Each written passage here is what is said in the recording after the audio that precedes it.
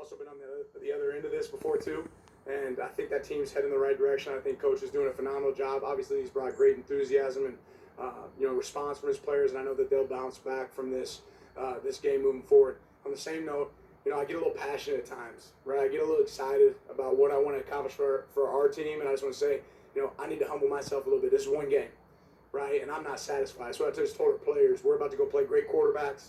We're about to go play great teams moving forward, and it's about how good we can become, right? It's not really about who we play. And it's about Oregon versus Oregon every week. I felt like this was a complete game, offense, defense, and special teams.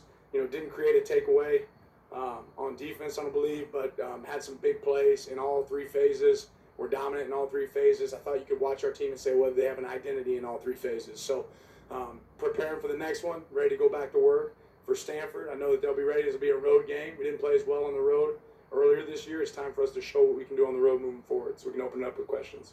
All right, Zach. Your pregame speech became pretty popular after it got aired on the telecast. How long have you been sitting on that one? And in general, how do you think your players did handle the outside noise, the distractions? I thought they handled it well. I thought they handled the focus well. We do a pregame speech every week. I guess there was a camera in there this time, right? So doesn't really change our approach. And we'll always have a message for our team. Sometimes it's to get them fired up. Sometimes we don't necessarily need the brimstone, right? But our guys, there is no speech that wins games. Players win games, right? Our players went out there and they won the game, right? Our players went out there and executed. Our players went out there and decided to make a decision to have poise, right? Be focused, right? Play with their pads and not with anything else. And that's what I'm proud of, right? Making that decision. It's an us decision, right? It's not a me decision. Second row left, Eric. Talk a lot about playing up to a certain standard. The defense in particular, you said complete game, but how close are they to living up to the standard today? And I guess what stands out that makes it that close? Well, it's one standard. It's one game, right? It's one game. It's about being consistent in your approach, right? So I'm really pleased with them. I thought they were dialed in. I thought they did a good job of eliminating explosive plays. That's a team that's created a lot of explosive plays. I felt they had a good feel. I thought our coaching staff did a phenomenal job. Disappointed with the score there at the end, but certainly something that we can build off of. Now it's about, can you do that consistently?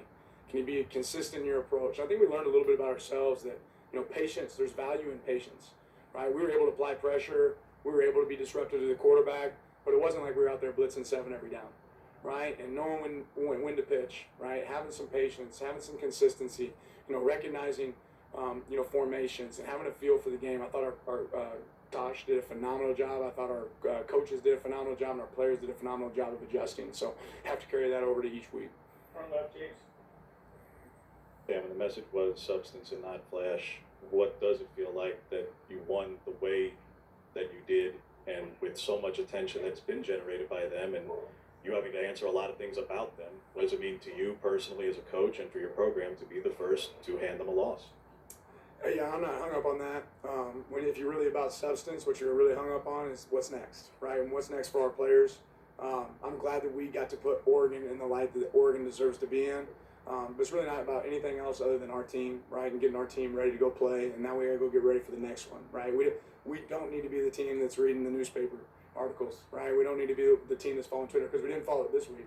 So we're certainly not going to look at it next week, right? We have to, again, humble ourselves, including myself, including our staff, and focus on what's next. Back right. Coach, 6 different players added up to the 7 sack total. Jordan Birch